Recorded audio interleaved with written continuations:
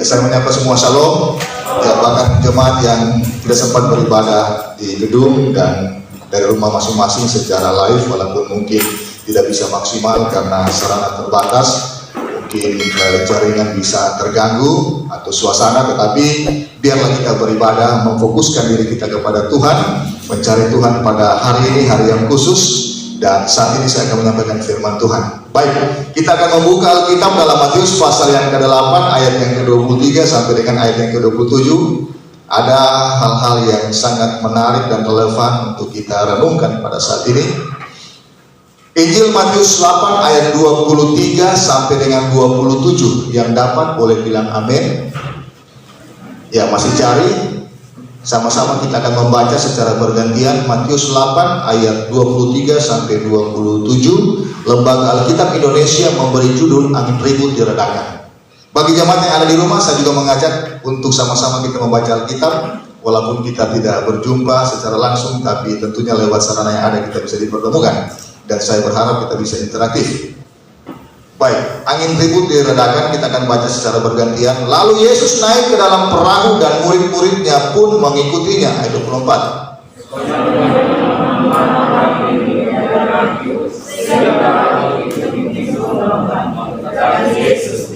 Maka datanglah murid-muridnya membangunkan dia, katanya, Tuhan, tolonglah kita binasa. Dia berkata kepada mereka,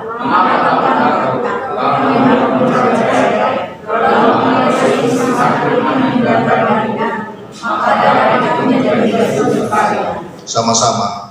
Dan heranlah orang-orang itu, katanya, orang apakah dia ini sehingga angin dan danau pun taat kepadanya. Puji Tuhan. Firman Tuhan ini sungguh dahsyat dan bukan hanya berlaku pada waktu itu. Sebab Yesus yang menyampaikan atau yang meneduhkan gelombang danau atau angin badai di danau Genesaret, itu juga Yesus yang sama pada hari ini. Amin. Yesus yang tetap sama dulu, sekarang, bahkan sampai selama-lamanya, bahkan di tengah-tengah pandemi seperti ini. Oleh karena itu saya memberi judul renungan kita pada siang hari ini, iman dalam ketidaknyamanan. Boleh diulang 321, iman dalam ketidaknyamanan.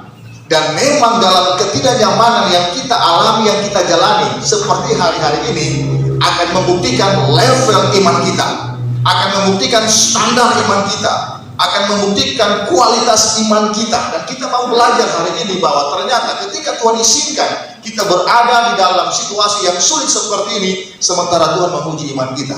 Saya mau sampaikan bahwa dalam kebutuhan dasariah manusia, siapapun juga termasuk saya, yaitu ingin berada dalam zona nyaman. Siapapun dia, kita pasti ingin ada dalam zona nyaman dalam hidup ini. Tidak ada orang yang suka hidup ini banyak persoalan, banyak masalah, banyak kegelisahan. Orang ingin aman, orang ingin nyaman. Dan inilah yang diinginkan oleh manusia. Supaya kenapa? Supaya orang-orang itu berada dalam keadaan yang tidak tersentuh oleh stres. Siapa mau suka tersentuh dengan stres, Bapak Ibu Saudara? Tetapi perhatikan, seringkali bagi level sosial ekonomi yang di bawah, kita berkata bahwa kenyamanan itu ditentukan oleh fasilitas dan materi. Jadi orang kalau punya fasilitas banyak, ya misalnya seperti hari ini, kalau dia punya villa, ya dia bisa beristirahat di villa, menjauhkan diri dari keramaian, karena apalagi PPKM. Atau bisa juga orang berkata bahwa ketika dia punya tempat, katakanlah ada hotel, sesuatu yang dia bisa nyaman, dia bisa ada di sana. Apakah demikian? Kalau itu menjadi standar kita, maka berita yang terjadi hari-hari ini seperti yang sampaikan seorang artis yang namanya NL, ya, dan juga suaminya AB, punya salah satu stasiun televisi swasta yang besar di Indonesia, tidak akan mengalami stres dan jatuh ke dalam pergaulan narkoba. Dan memang ini menjadi kontroversial dan menjadi pelajaran bagi kita bahwa orang yang memiliki standar ekonomi yang tinggi sekalipun tidak harus menjadi satu standar bahwa dia akan berada dalam zona nyaman. Uang ada, mau pergi di mana ada, rumah di luar negeri ada. Tetapi saya mesti tekankan pada kita pada hari ini bahwa zona nyaman tidak ditentukan oleh materi, tidak ditentukan oleh sesuatu yang bisa berupa fasilitas yang membawa kenyamanan. Nah, seringkali orang salah memahami tentang hal ini sehingga orang mencari sesuatu yang namanya pseudo comfort. Pseudo comfort itu kenyamanan yang palsu. Karena orang seringkali tidak sadar bahwa kenyamanan itu bukan karena sesuatu yang sifatnya fasilitas atau materi, sehingga orang mencari keamanan palsu. Ya mungkin kumpul rame-rame, atau bapak cua, atau minum-minum, atau dalam acara apapun juga. Padahal itu merupakan satu pseudo comfort atau keamanan, kenyamanan yang palsu. Nah, hari ini kita mau melihat bahwa ternyata keamanan itu atau kenyamanan bukan ditentukan oleh hal-hal demikian, ataupun juga bukan itu menjadi fokus yang kita harus cari dalam kehidupan yang terbatas ini. Nah, sehingga kalau aktivitas kita terhalang tidak akan mengurangi damai sejahtera kita. Dan memang jujur, dengan terbatasnya aktivitas kita maka mengganggu juga perputaran roda ekonomi dalam usaha pekerjaan. Tetapi saya mau sampaikan bahwa jangan sampai dengan keadaan ini mengurangi aktivitas kita untuk mencari Tuhan. Amin.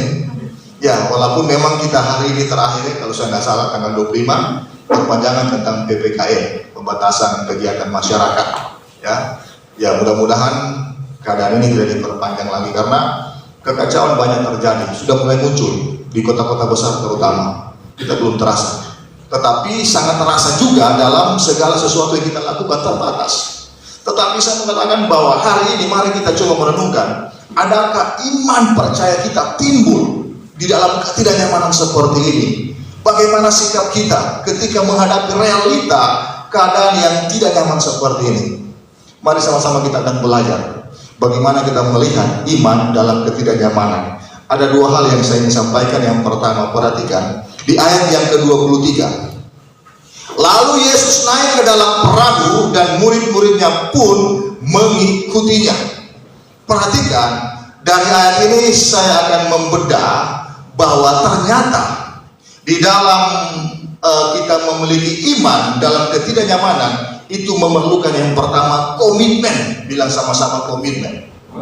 Komitmen ini sangat perlu Bapak Ibu Saudara. Dan untuk berkomitmen dalam ketidaknyamanan untuk menumbuhkan iman kita tidak gampang. Nah, perhatikan bacaan kita pada pagi hari ini. Lalu Yesus naik ke dalam perahu dan murid-muridnya pun mengikutinya. Perhatikan Bapak Ibu Saudara, zaman dulu, zaman Tuhan Yesus hadir di dunia ini, bahkan hari ini ketika kita mengikuti Tuhan Yesus, kita perlu komitmen. Komitmen itu mungkin berbeda bukan berbeda standar atau kualitasnya. Kualitas dan standarnya tetap sama, tapi dalam konteks atau yang berbeda. Keadaan waktu itu tidak sama dengan hari ini, tetapi substansinya atau esensinya sama, yaitu komitmen. Nah, perhatikan di sini, kenapa saya katakan bahwa di dalam keadaan ketidaknyamanan pun kita perlu komitmen. Perhatikan murid-murid Tuhan.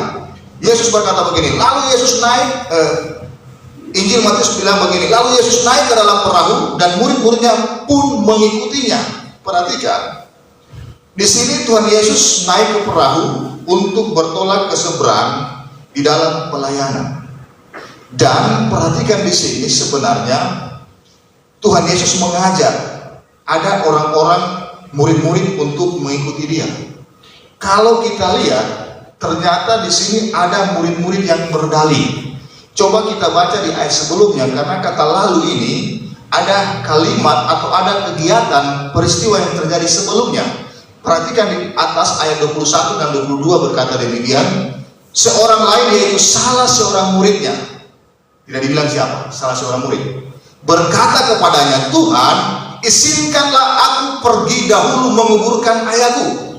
Tetapi Yesus berkata kepadanya, ikutlah aku dan biarlah orang-orang mati menguburkan orang-orang mati mereka. Nah ini, ya, ada satu komitmen di dalam mengikuti Yesus.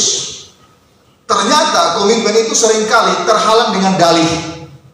Ternyata untuk mengikuti Yesus ada satu hambatan dalam kehidupan murid-murid Kristus dan termasuk orang Kristen pada hari ini, yaitu namanya dalih. Dalih ini berbicara alasan, pembenaran. Supaya kenapa? Supaya kita keluar dari ketidaknyamanan. Sebab mengikuti Yesus itu perlu komitmen. Dan ketika kita menjadi orang Kristen, orang percaya yang menjadi murid Tuhan, kita juga perlu komitmen. Dan ternyata dalam komitmen ini seringkali yang menjadi hambatan adalah dalih atau alasan. Perhatikan, murid ini dia alasan. Dia bilang kepada Tuhan Yesus, dia bilang begini, Tuhan, izinkanlah aku pergi dahulu menguburkan ayahku. Nah, apakah hal ini menurut Tuhan Yesus bukan sesuatu yang rasional, bukan sesuatu yang harus dilakukan? Karena Yesus pasti tahu orang-orang Yahudi harus taat kepada hukum Taurat. Di sana dikatakan dalam hukum bahwa hormatilah ayah dan ibumu supaya lanjut usiamu, umurmu di tanah yang diberikan Tuhan Allahmu kepadamu. Tetapi kenapa hanya untuk satu kesempatan diminta oleh murid ini menguburkan orang tuanya, Tuhan Yesus tidak kasih. Bahkan dia katakan, ikutlah aku, biarlah orang mati menguburkan orang mati mereka. Apa yang dimaksudkan dengan kalimat ini? Kalimat ini memang menjadi satu kalimat sulit dalam Alkitab. Nah, tetapi ini pernah saya jelaskan, saya akan jelaskan lagi bahwa begini, Tuhan tidak pernah untuk melanggar hukum Taurat. Bahkan Tuhan mengenapi hukum Taurat. Soal menghormati orang tua itu pasti.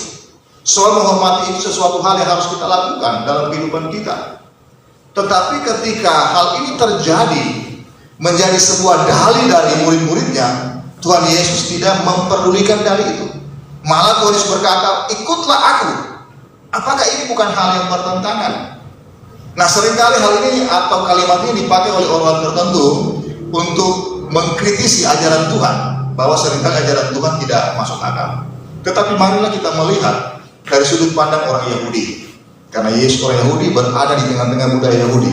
Perhatikan, di dalam hal ini yang menguburkan orang yang sudah mati itu dalam keadaan di sana bukan perkara yang prioritas. Kenapa? Karena orang-orang mati yang pertama itu dikuburkan dalam seperti goa, ya, ditutup. Ingat Tuhan Yesus pada waktu dikuburkan, itu ketika ditaruh dalam goa, itu nanti ditunggu waktu tertentu sampai mayatnya membusuk, kemudian muncul sudah menjadi tulang belulang tengkorak. Nah, nanti setelah itu mungkin 2 tahun, 3 tahun atau 4 tahun baru akan dibuat namanya satu secondary burial, artinya pemakaman yang kedua, namanya ossuary. Nah, ossuary ini biasanya tidak terlalu urgent, bahkan itu biasa dibuat pesta-pesta. Jadi orang akan buat sesuatu, kemudian tulang-tulang yang ada kemudian dibungkus dengan kain tertentu, kain putih, baru ditaruh di peti kecil, kemudian itu yang akan dikuburkan kembali. Itu namanya secondary burial atau ossuary. Nah, peristiwa yang terjadi dari seorang murid yang minta izin kepada Tuhan Yesus dengan dalihnya untuk menguburkan ayahnya atau orang tuanya bukan pada penguburan pertama. Tentunya pada penguburan pertama itu kan urgent. Siapa sih orang dalam kedukaan tidak bisa dipahami keadaannya? Kita pun juga kalau berduka mungkin bukan orang tua, walaupun kerja atau apa itu harus minta izin, dan memang diizinkan. Dan dalam aturan perusahaan juga itu diizinkan sampai 3 hari untuk izin dalam perkabungan. Nah, apakah Tuhan Yesus tidak paham hal ini? Nah, tentunya kita tidak bisa melihat dalam konteks kita. Dan ini dalam konteks orang Yahudi bahwa alasan yang diminta oleh murid itu pada secondary burial, pemakaman yang kedua. Nah, hal itu tidak urgent, bisa ditunda atau bisa tidak harus dia hadir, tidak terlalu penting. Sebab yang penting adalah mengikut Tuhan. Nah, sehingga murid ini meminta dispensasi untuk tidak mengikut Tuhan karena ada secondary burial, ada ossuary tadi. Nah, hal ini yang menjadi alasannya kenapa seringkali dalam acara-acara seperti ini hanya membutuhkan satu kenyamanan. Mungkin memperlihatkan kebesaran keluarganya, status sosialnya, karena orang banyak bisa hadir atau bisa buat pesta dan seterusnya. Nah, sehingga itu berupa satu keadaan dalam zona nyaman. Nah, inilah yang dilihat Tuhan Yesus bahwa itu bukan hal yang sangat penting atau prioritas. Sehingga Tuhan berkata bahwa ikutlah aku dan biarlah orang-orang mati menguburkan orang-orang mati mereka. Nah, ini lagi kenapa orang-orang mati menguburkan orang mati? Apakah orang mati bisa menguburkan orang mati? Bukan demikian. Artinya biarlah orang-orang yang tidak mempentingkan hal-hal yang rohani itulah yang melakukan hal itu. Nah, kamu sebagai murid yang memprioritaskan yang rohani, ikutlah aku, kata Tuhan Yesus. Nah, sehingga ayat ini tidak bertentangan dengan hukum 10, dengan Taurat. Dan itulah yang dilakukan oleh muridnya. Dia meminta dispensasi hanya sebuah dalih, sebuah alasan. Nah, ini ketika kita merenungkan bahwa di dalam kehidupan orang percaya, maka komitmen itu harus mengalahkan dalih. Komitmen itu harus mengalahkan alasan. Komitmen itu harus meninggalkan segala kenyamanan. Komitmen itu harus mengalahkan segala-galanya yang tidak penting di dunia ini. Sebab kenapa? Yang penting adalah mencari kerajaan Allah dan kebenarannya. Itulah sesuatu yang sangat prioritas. Nah, Bapak Ibu Saudara, di dalam berkomitmen ini, itu yang menjadi tantangan. Sebab kenapa? Orang-orang Kristen itu seringkali punya dalih, punya alasan. Nah, hal inilah yang menghambat kita untuk mengikut Tuhan. Dan memang mengikut Tuhan itu bukan harus jadi pendeta, harus bicara di mimbar, harus dalam ibadah seperti ini, walaupun ibadah itu penting, tetapi dalam segala kegiatan kehidupan kita. Mungkin sebagai ibu rumah tangga, dalam bisnis, dalam kantoran, dan dalam apapun, di situ perlu komitmen. Nah, komitmen ini tentunya di dalam apapun juga yang kita kerjakan harus ada nilai-nilai rohani di sana. Nah, ini yang sangat penting sehingga dalih atau alasan ini tidak perlu muncul. Dan seringkali yang terjadi dalam kehidupan Kristen bahwa dalih atau alasan itu terjadi karena kenapa? Ada namanya mental mediokritas. Mental mediokritas. Mediokritas itu kata mediocrity bahasa Inggris, kata medio itu artinya di tengah, rata-rata. Orang yang punya pemikiran hanya rata-rata. Orang yang mempunyai satu perjuangan hidup di bawah rata-rata atau di bawah. Nah, ini seringkali kita gagal dalam hidup ini atau dalam mengikut Tuhan oleh karena kita terjebak dalam pemikiran mediocrity. Nah, dalam bahasa Alkitab seringkali ini diartikan dengan kata suam-suam kuku atau panas-panas tai ayam, dibilang seperti itu, hangat-hangat kuku. Kenapa? Orang yang memiliki mental mediokritas tidak akan bisa dia mengikut Tuhan, tidak akan bisa dia maju dalam hidup ini. Kenapa? Karena selalu terjebak dengan alasan, selalu terjebak dengan dalih.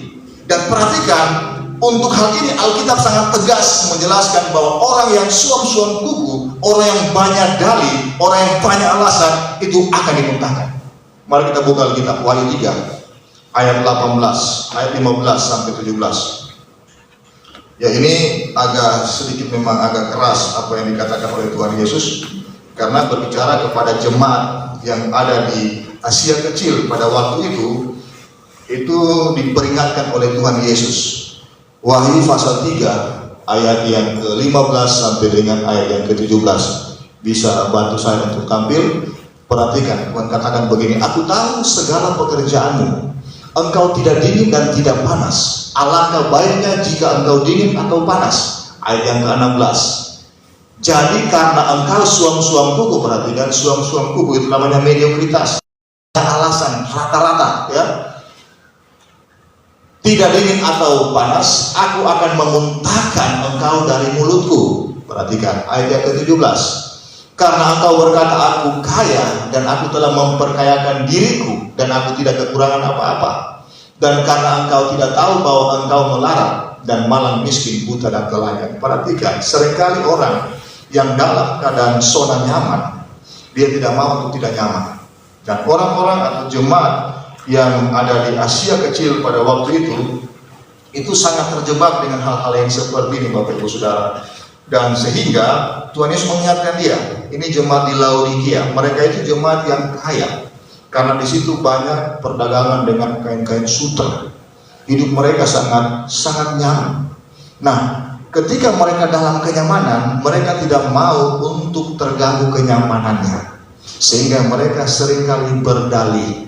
Nah, dalih atau alasan ini yang dikritisi oleh Tuhan Yesus, disampaikan kepada Rasul Yohanes, untuk disampaikan kepada mereka bahwa kamu jemaat Laodikia, kamu itu suam-suam kuku. Kenapa? Karena kamu tidak sungguh-sungguh untuk ikut Tuhan. Banyak alasan. Seringkali dalam keadaan seperti ini, oleh karena pandemi, banyak orang beralasan untuk tidak beribadah. Memang segala sesuatu terbatas, tetapi seringkali tempat-tempat wisata penuh. Di mana-mana orang banyak hal-hal yang lain dengan hobinya, tetapi untuk beribadah, untuk mencari Tuhan itu banyak alasan. Nah, dalih seperti ini yang Tuhan tidak inginkan terjadi dalam kehidupan orang-orang Kristen, orang percaya. Sebab mengikut Kristus itu harus punya komitmen. Amin. Nah, hari ini coba kita renungkan dalam kehidupan kita, apakah kita punya komitmen dalam ikut Tuhan. Jangan sampai karena beratnya masalah kehidupan kita mulai malas untuk cari Tuhan. Banyak orang karena persoalan yang menindih mulai tidak mau ikut Tuhan. Ya, saya tidak katakan ikut Tuhan itu harus tiap hari kita di gereja sampai beberapa jam, tidak. Tetapi minimal kita punya satu momen untuk kita merenungkan firman Tuhan di rumah. Saya selalu menghimbau jemaat untuk kita aktif, baca Alkitab, dengar firman Tuhan, mungkin dari media-media yang ada. Jangan cuma sinetron dan seterusnya. Karena kenapa? Hari-hari ini jahat. Kita perlu kekuatan iman. Karena media hari ini menawarkan sesuatu yang menakutkan, bahkan juga membuat orang bisa lari kepada hal-hal yang saya bilang tadi, pseudo comfort, kenyamanan yang palsu. Nah, kalau kita tidak melihat dari sudut pandang Alkitab, betapa kita akan jatuh di dalam mediokritas tadi, suap-suap buku ini sangat berbahaya. Mungkin kita ibadah atau berdoa atau merenungkan firman Tuhan kalau ada waktu, kalau ada kesempatan. Tetapi kalau mungkin kita sibuk, kita banyak aktivitas, kita punya dalih, saya harus selesaikan ini dulu, saya harus melakukan itu dulu. Itu dalih kita. Padahal berbicara tentang mencari Tuhan, mengikuti Yesus itu kebutuhan, bukan sesuatu yang sifatnya pilihan. Dan oleh karena itu bahwa hal ini terjadi dimulai dari kerinduan kita untuk berada dalam hadirat Tuhan. Saya mau sampaikan bahwa hidup ini ketika kita mengikut Tuhan itu satu kebutuhan, bukan satu pilihan. Dan memang modelnya macam-macam. Artinya di dalam apapun yang kita kerjakan, mari kita prioritaskan Tuhan lebih dulu. Di dalam ibadah-ibadah seperti ini, setiap hari Minggu mari kita prioritaskan Tuhan dulu. Kita mencari Tuhan. Jangan kita mempunyai alasan-alasan tertentu. Kalau orang rindu mencari Tuhan, biarpun ada hambatan, dia akan berusaha untuk mencari hadirat Tuhan. Kalau mungkin tidak bisa beribadah seperti ini, bisa dari rumah. Kalau mungkin dia terhalang, dia akan berusaha. Hari ini kalau kita punya wifi di rumah, mau dengar khotbah yang versi bagaimanapun ada, mau buka siaran dari manapun juga bisa.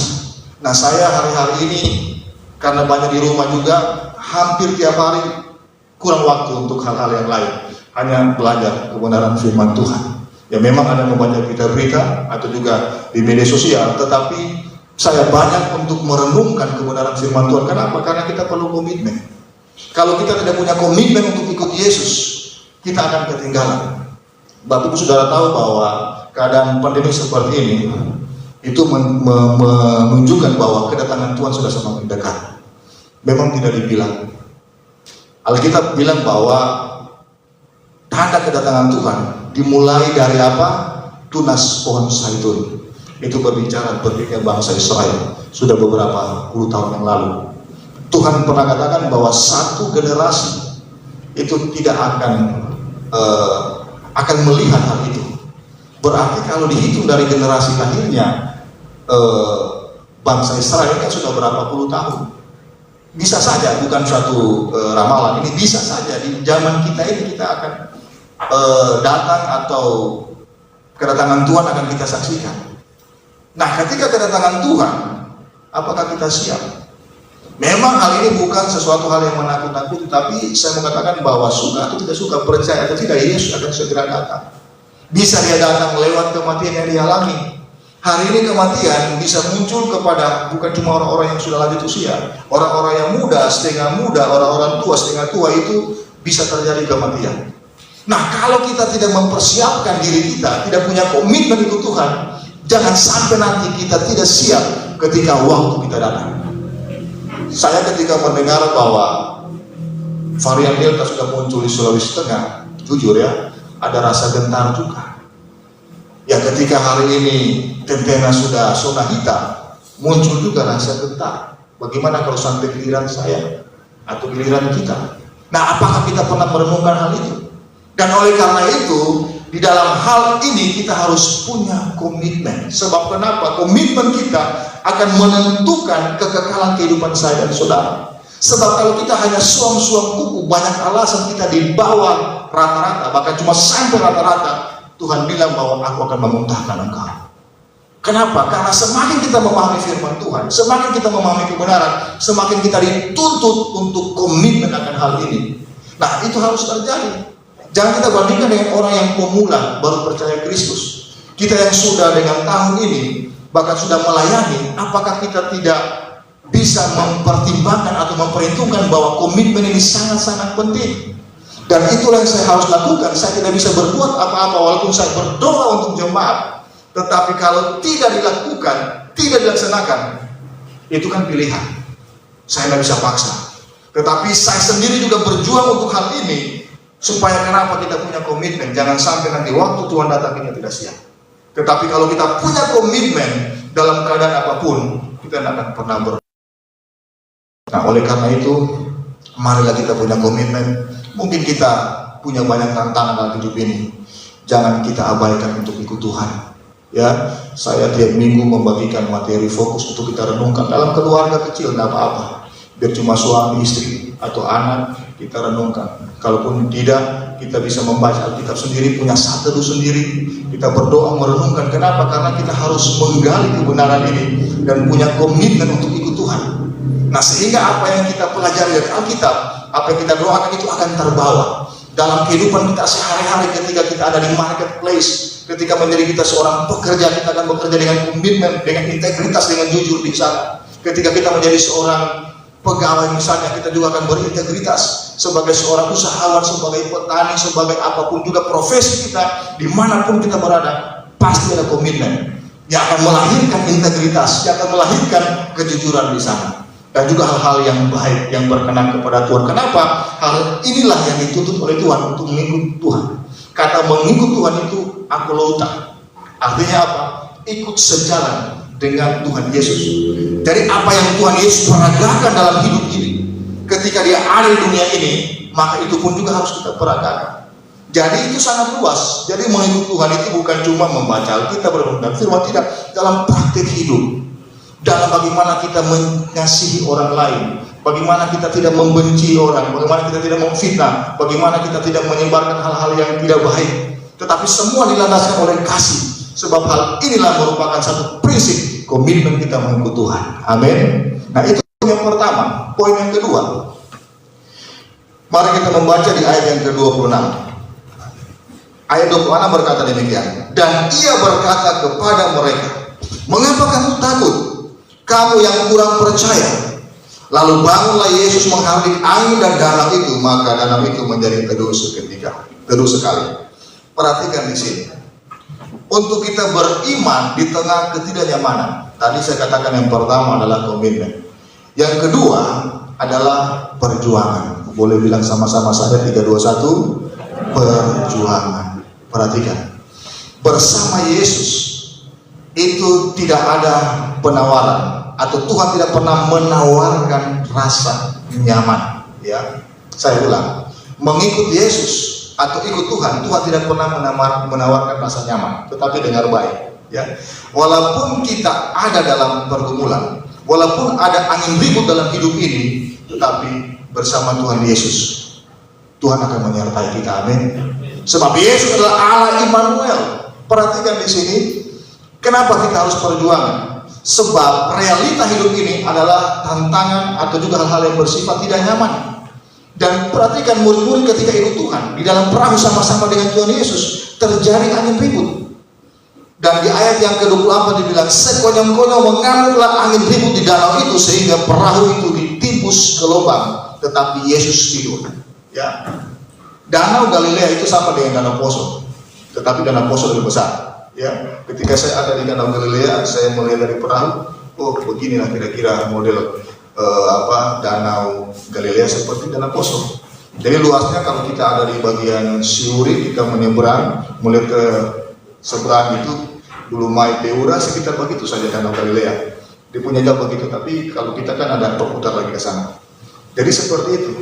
Nah, gelombang di situ sama dengan di sini lah. Kalau misalnya ombak tidak seperti laut.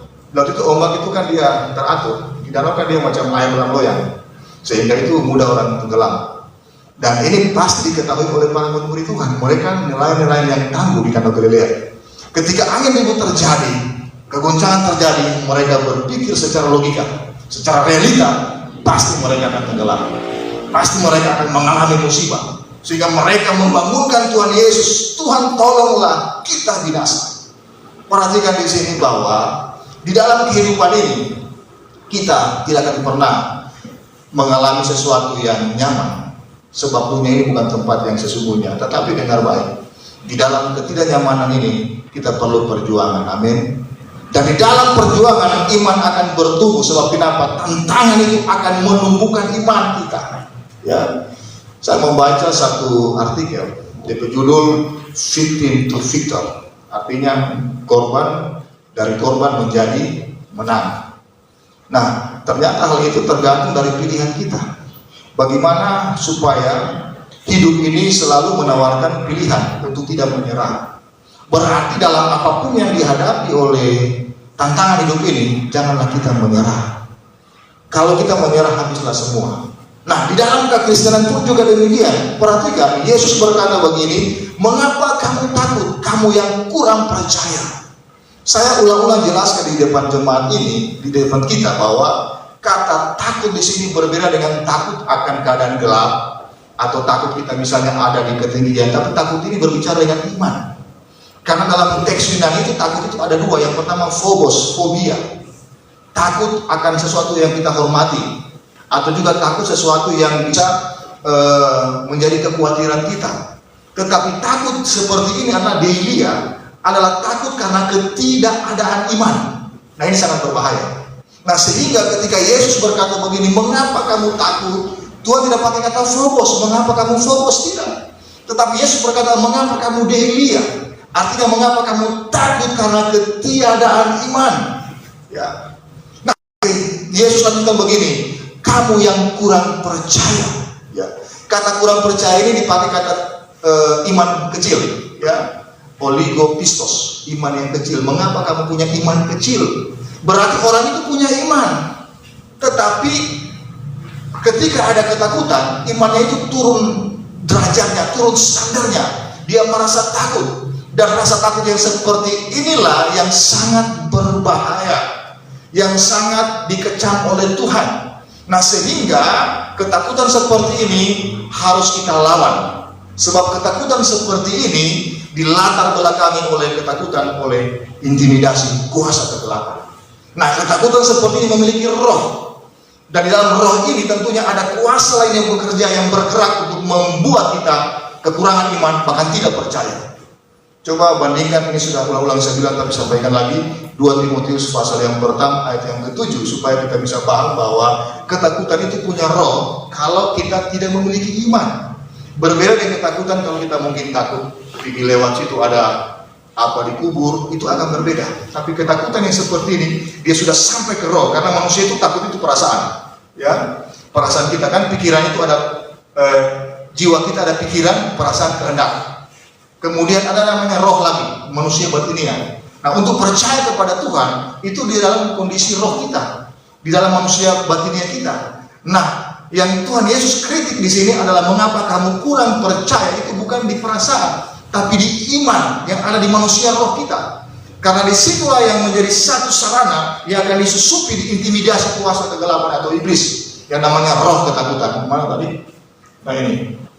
Sebab Allah memberikan kepada kita, perhatikan, bukan roh ketakutan. Kenapa Paulus menulis kepada Timotius? Bukan begini. Sebab Allah memberikan kepada kita bukan ketakutan, tidak. Tetapi dikatakan sebab Allah memberikan kepada kita bukan roh ketakutan. Ada satu kata pneuma, deilias. Artinya ketakutan itu dia mempunyai roh. Tentunya roh itu bukan roh sembarang, tapi ada roh intimidasi dari kuasa kegelapan. Dengan baik, di dalam kita terancam, terintimidasi oleh realita kehidupan ini, membuat kita gentar dan takut. Di situ bisa masuk roh kegelapan untuk mengintimidasi kita, membuat kita kurang iman, bahkan tiada iman, bahkan kita bisa mengingkari iman percaya kita. Ini yang perlu kita renungkan. Perhatikan Paulus ketika dia akan dihukum pancung. Dia punya roh yang luar biasa. Tidak ada kegentaran sedikit pun. Kenapa? Sebab dia tahu dia punya iman kepada Yesus Kristus. Nah, saya mau sampaikan kepada kita bahwa ketakutan muncul ketika logika sepakat dengan realita. Saya mau bilang sekali lagi, ketakutan muncul ketika logika sepakat dengan realita. Realita murid-murid yang hadapi adalah angin yang bergoncang, ada gelombang, perahu akan tenggelam, itu logika. Sehingga yang terjadi bahwa logika itu sepakat, realita akan seperti ini, akan tenggelam kapal karena ada ombak. Nah, ketika logika sepakat dengan realita, akan muncul ketakutan sehingga akan membuat iman orang akan goncang. Bahkan iman itu bisa hilang dan bisa tidak ada. Saya mau bilang kepada kita semua bahwa hati-hati dengan ketakutan hadapi hari-hari ini. Kalau ketakutan kita sudah disusupi oleh intimidasi kuasa kegelapan, akan mengurangi kadar keimanan kita. Jangan demikian. Nah, oleh karena itu Tuhan Yesus mengatakan, mengapa kamu takut, hai kamu orang yang tidak percaya, atau orang yang kurang iman, atau orang yang punya iman kecil. Nah, kita harus menumbuhkan iman kita, Bapak Ibu Saudara. Dan bagaimana menumbuhkan iman kita, kita harus percaya kepada Yesus. Bagaimana untuk percaya, kita harus tahu siapa Yesus itu. Sehingga pada waktu doa malam kan saya sampaikan bahwa Tuhan Yesus bilang begini, berdoalah dalam namaku, meminta dalam namaku. Kenapa? Karena dalam nama Yesus itu ada kekuatan. Ya, saya kan sampaikan bahwa dalam nama Yesus, nama itu kan Shem, bahasa Ibrani. Ya, Shem itu sudah dileburkan dalam bahasa lain jadi Isme. Ya, misalnya bahasa Indonesia bilang Isme, komunisme, Yudaisme, Isme itu paham, kepercayaan. Nah, ketika Isme ini ya menjadi satu keyakinan, maka disitulah ada sesuatu kekuatan, ada satu wibawa. Nah, ketika Yesus berkata bahwa kamu berdoa dalam namaku, dalam nama Yesus itu ada keyakinan, ada kepercayaan. Nah, kenapa hal demikian? Sebab nama Yesus, nama yang diberikan dari surga. Ketika Yesus ada di rahim Maria, malaikat datang kepada Maria di Nazaret katakan bahwa engkau akan menamakan dia Yesus, dia akan menyelamatkan umatnya. Nah, nama Yesus nama yang luar biasa. Dan seringkali nama ini menjadi kita sesuatu yang hamba, yang asal cumu, asal bilang tanpa satu makna, tanpa satu kekuatan. Kenapa? Karena kita kurang memahami bahwa ada satu wibawa, ada satu kuasa dalam nama ini. Saya pernah bilang waktu hari Jumat bahwa nama Yesus itu kan bahasa Indonesia, bahasa Yunani bilang Yesus. Sebenarnya yang paling betul itu bahasa Ibrani, Jehoshua. Kata Jehoshua atau Joshua itu punya dua kata. Jeho atau Jo itu singkatan tetragrammaton, nama Tuhan, YHWH, Yod-He-Vav-He. Itu biasa dibilang Yahweh, padahal itu tidak boleh dibilang sembarang. Karena itu nama Tuhan di Keluaran pasal 3 ayat 14, aku adalah aku. Artinya nama Tuhan itu yang ada, yang telah ada, yang akan ada dan tidak pernah tidak ada, nama yang berkuasa. Nah, nama inilah kemudian disambung dengan kata Yosua, artinya dari kata Yasa. Yasa itu artinya menyelamatkan, artinya menolong, artinya menyembuhkan. Berarti Jehoshua artinya nama Tuhan yang menolong, yang melepaskan, yang menyembuhkan. Sehingga ketika Yesus berkata dalam Yohanes 15 ayat 16, aku telah menetapkan kamu supaya kamu pergi menghasilkan buah dan buahmu itu tetap, supaya apa yang kamu minta dalam namaku diberikan oleh apa? Bapa di surga. Nah, itu dia. Berarti bahwa ketika kita meminta dalam nama Yesus, bahwa nama Yesus nama yang penuh dengan kuasa, nama yang penuh dengan wibawa Allah, nama yang sungguh sangat dahsyat dan luar biasa. Seringkali kita tidak memahami nama ini. Oleh karena kenapa? Oleh karena kekurangan pengenalan kita. Tetapi saya mau katakan Bapak Ibu Saudara, hari ini iman itu harus kita perjuangkan. Amin. Di dalam ketakutan, masalah, persoalan yang kita hadapi, sebut nama Yesus, panggil nama Yesus, berdoa dalam nama Yesus. Yakinlah bahwa nama itu nama yang berkuasa. Dan oleh karena itu, marilah kita hidup di dalam kehidupan yang menghasilkan buah. Oleh karena itu ayat tadi berkata bahwa aku telah memilih kamu dan menetapkan kamu supaya kamu pergi menghasilkan buah, dan buahmu itu tetap. Berbuah apa? Karakter dalam kehidupan kita. Amin. Dan disitulah kita akan mendapatkan bagaimana Tuhan menyertai kehidupan kita. Dan perhatikan di ayat yang tadi berkata bahwa maka danau itu menjadi teduh sekali, dan heranlah orang-orang itu, katanya, orang apakah dia ini sehingga angin dan danau pun taat kepadanya. Artinya dalam keadaan kita tidak mampu, Yesus juga bisa mengatasi hukum alam. Saya pernah sampaikan minggu lalu bahwa jangan kita melanggar hukum alam. Kita hidup dalam hukum alam.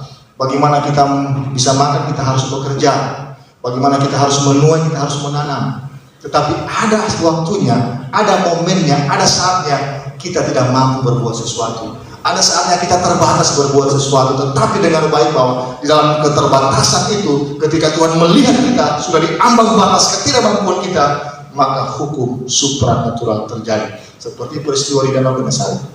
Bagaimana Tuhan datang menghardik angin itu sehingga angin reda, danau itu teduh. Dan mereka heran, siapakah orang ini? Siapakah dia ini sehingga angin dan danau pun taat kepadanya? Hukum alam bisa dikalahkan oleh hukum supranatural. Oleh karena dia sendiri, Yesus sendiri adalah Allah sendiri, namanya berkuasa. Dan oleh karena itu dalam apapun yang kita hadapi dalam hidup ini, maka kita berjuang iman kita untuk percaya kepada Tuhan Yesus. Amin. Sehingga dalam hidup yang kita hadapi, yang kita jalani, kita tidak akan pernah merasa takut. Walaupun ketakutan itu ada, tapi jangan sampai logika kita sepakat dengan realita. Tetapi marilah iman kita mengalahkan logika ketika kita diambang batas ketidakmampuan kita untuk menjalani hari-hari kita. Karena kenapa? Tuhan Yesus adalah Allah yang beserta kita. Amin untuk firman Tuhan. Haleluya. Terima kasih Tuhan Yesus. Tutup Alkitab saudara.